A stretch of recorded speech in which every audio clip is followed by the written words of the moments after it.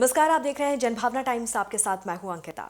आज हम बात करेंगे पठान फिल्म की। पठान फिल्म जो कि शाहरुख खान की फिल्म है और जल्द ही रिलीज होने वाली है, लेकिन उससे पहले ही उस फिल्म का एक गाना विवादों में आ गया है। बेशर्म रंग को लेकर जहां पर शाहरुख खान दीपिका पादुकोण को ट्रोलर्स का सामना करना पड़ रहा है, तो वहीं इसे सनातन धर्म का अपमान करार दिया जा रहा है। इसी पर चर्चा करने के लिए आज हमारे साथ स्टूडियो में मौजूद है बेहद खास मेहमान, आध्यात्मिक गुरु मनोज कुमार द्विवेदी जी। मनोज कुमार द्विवेदी जी, आपका बहुत बहुत स्वागत है हमारे स्टूडियो में आने के लिए। सर, जिस तरह से हम यहाँ पर लगातार देख रहे हैं कि विवाद यहाँ पर हो रहा है शाहरुख खान की फिल्म को लेकर, इस विवाद को लेकर आपकी क्या राय है? क्या वाकई में ये हिंदू धर्म का अपमान है? क्या ये जिस तरह से विवाद हो रहा है, ये क्या उचित है? देखिए, हम अगर भारतीय संस्कृति पर, सनातन संस्कृति पर प्राचीन काल से अगर हम नज़र डालें तो हम देखेंगे कि हमारे यहाँ व्यापक स्वतंत्रता रही है। स्त्रियों ने भी वेदों की ऋचाएँ भी लिखी हैं। उसके बाद पूरी तरह स्वयंवर प्रथा रही, स्त्रियों को अपना जीवन आचरण करने की पूर्ण स्वतंत्रता रही, पुरुषों को भी रही। यहाँ तक कि पशुओं पक्षियों को भी हमारे यहाँ पूजित किया गया, उनकी स्वतंत्रता का, उनके अधिकारों का अपने आप धर्म में ही स्थान देखा गया। हमारे यहाँ ऐसा विरोध भी पहले देखा नहीं गया। अब जो विरोध देखा जा रहा है उसके पीछे हम कारणों पर गौर करें तो कहीं ना कहीं ऐसा प्रतीत होता है कि ये विरोध काफ़ी जायज़ है। आप अगर बॉलीवुड को देखें तो बॉलीवुड में प्राचीन काल से, पुराने समय से ही जो फिल्में बनी हैं उनमें कहीं ना कहीं ये दिखाया गया कि जो भारतीय संस्कृति है, भारतीय संस्कृति के जो मूल्य हैं, जो सनातन धर्म के मूल्य हैं, वो गौण मूल्य हैं, वो क्षुद्र मूल्य हैं, जबकि अरबी संस्कृति के जो मूल्य हैं वो उच्च मूल्य हैं।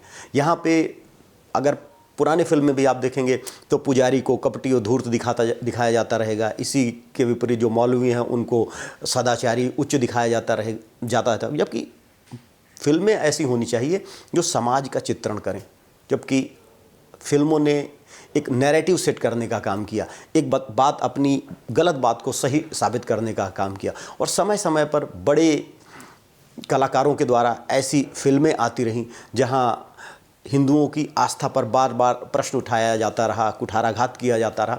और चूंकि हिंदू बहुत ही सहिष्णु धर्म है, सनातन ने सबको स्वीकार किया है, सबको अंगीकार किया है। यहाँ आपको मूर्ति पूजा करने वाले भी मिलेंगे, मूर्ति पूजा ना करने वाले भी मिलेंगे, आपको अकेले में निर्गुण ब्रह्म की उपासना करने वाले भी मिलेंगे, सगुण की उपासना करने वाले भी मिलेंगे, प्रकृति पूजक भी मिलेंगे। अनेक तरह के हिंदू धर्म में लोग मिलेंगे। सबको सनातन सभ्यता साथ लेकर चलती है। लेकिन एक स्थिति ऐसी आती है जब लोगों को लगता है कि हमारे मूल्यों पर, हमारी संस्कृति पर और हम पर जानबूझकर हमला किया जा रहा है, जानबूझकर हमें नीचा दिखाया जा रहा है।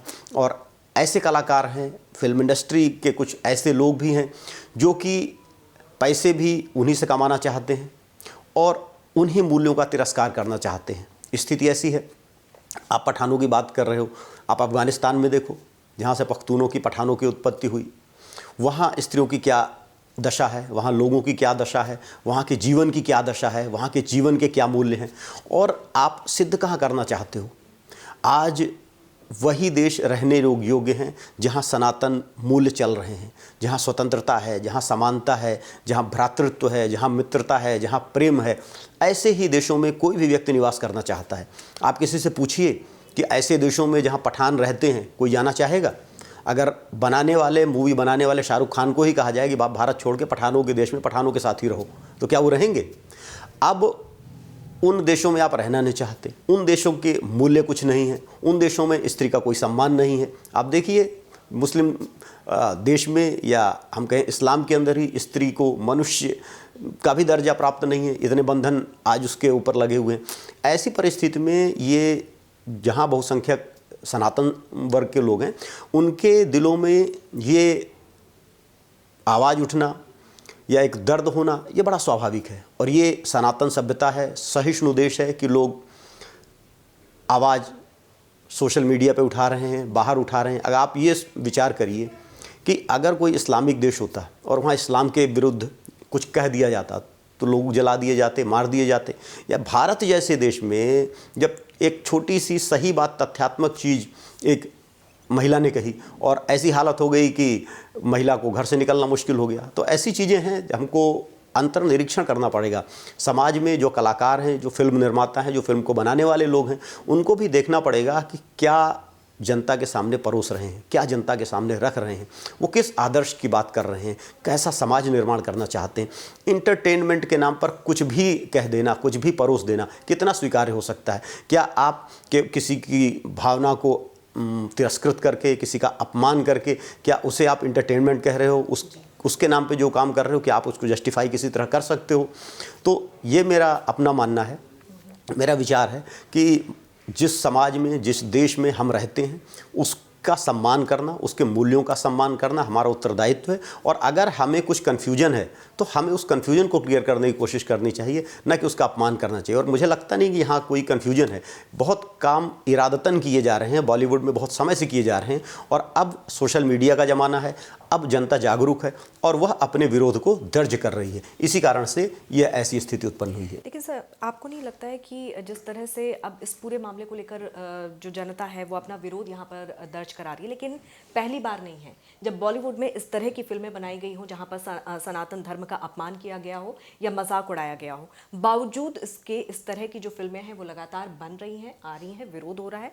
लेकिन कैसे इस पर रोक लग पाएगी? ऐसे क्या कदम उठाए जाने चाहिए ताकि इस तरह की फिल्में ना बने? ऐसी फिल्मों पर रोक लगाने के लिए सेंसर बोर्ड या किसी दूसरी चीज़ों की आवश्यकता नहीं है। जिस तरह समाज जागृत हो रहा है, और जब लोग इन फिल्मों का बहिष्कार करेंगे, लोग फिल्मों को देखने नहीं जाएंगे, धीरे धीरे इस तरह की फिल्में बनना अपने आप बंद होगी। आप देखो, साउथ इंडिया की फिल्में हिट हो रही हैं और नॉर्थ इंडिया की कई सारी फिल्में फ्लॉप हो रही हैं। उनका कारण यही है कि लोगों को, अभी फिल्म निर्माताओं को समझ में नहीं आया कि वो समय जा चुका जब आप हिंदू जनता के ऊपर, सनातन समाज के ऊपर कुछ भी थोप सकते थे, कुछ भी अपने विचार थोप सकते थे और लोग उसको सहन कर लिया करते थे। लोग स्वतंत्रता के नाम पर सहन कर लिया करते थे। अब समाज ज़्यादा खुल गया है। पहले केवल न्यूज़पेपर होता था, आपने जो कह दिया, जो आपने छपवा दिया, लोग वही जानते थे। अब ऐसा नहीं है। व्हाट्सएप है, यूट्यूब है, बहुत सारा सोशल मीडिया है, हर चीज़ व्यक्ति के सामने आ जाती है और अब लोग जागरूक हो चुके हैं।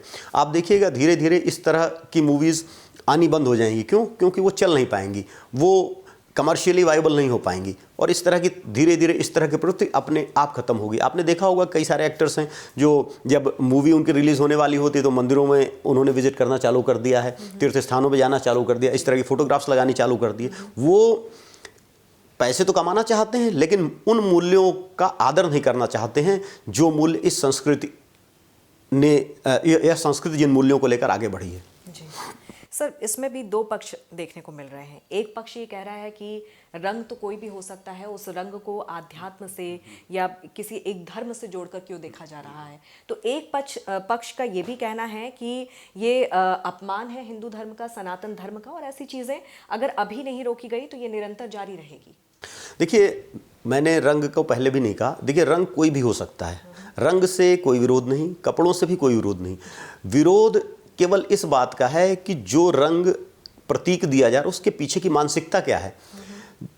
कई सारी फिल्में बनी हैं, कई सारे कैरेक्टर बने हैं जिनमें पीछे मानसिकता यही दिखाने की रही है कि भाई इस देश की सभ्यता, इस देश की संस्कृति, इस देश का जो धर्म है वो गौण है, वो निम्न है, वो तुच्छ है, और जो अरेबिक संस्कृति है, सभ्यता है, जो उनके मूल्य हैं वो उच्च हैं। तो जो अपमान करने की भावना है, उस भावना से जो जन समाज है वो आहत है।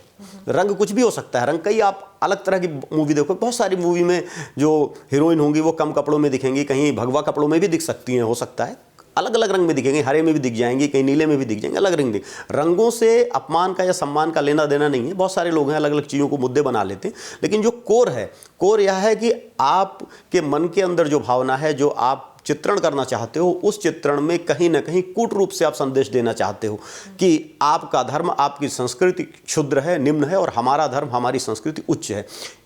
जन समाज इससे आहत है, न कि कपड़ों से। कपड़े बहुत पहले, आप देखोगे अगर गौर करने लोगे तो बहुत सारी ऐसी फिल्में आई होंगी जिनमें कभी भगवा अंतर्वस्त्र होंगे, लेकिन समाज ने कभी उसका विरोध नहीं किया। और पहले तो अपना अपमान सहकर भी यह समाज शांत हो जाता था, क्योंकि बहुत सहनशील समाज है, जिसने, आप अगर पूरा इतिहास पढ़ोगे, इतिहास देखोगे कि किस तरह से जब से भारत में इस्लाम आया तब से आज तक, मैं पढ़ रहा था एक जगह, करीब 1 करोड़ हिंदुओं का कत्लेआम हुआ है धर्म के नाम पर।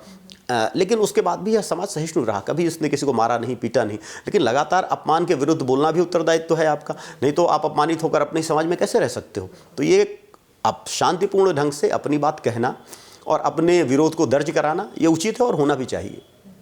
बिल्कुल, और उम्मीद करते हैं कि दर्शकों के मन में जो भ्रम की स्थिति थी रंग को लेकर, और वो स्थिति भी अब काफ़ी हद तक स्पष्ट हो चुकी होगी, साफ हो चुकी होगी कि यहाँ पर मानसिकता को लेकर, उनकी सोच को लेकर सवाल खड़े हो रहे हैं, विरोध यहाँ पर हो रहा है।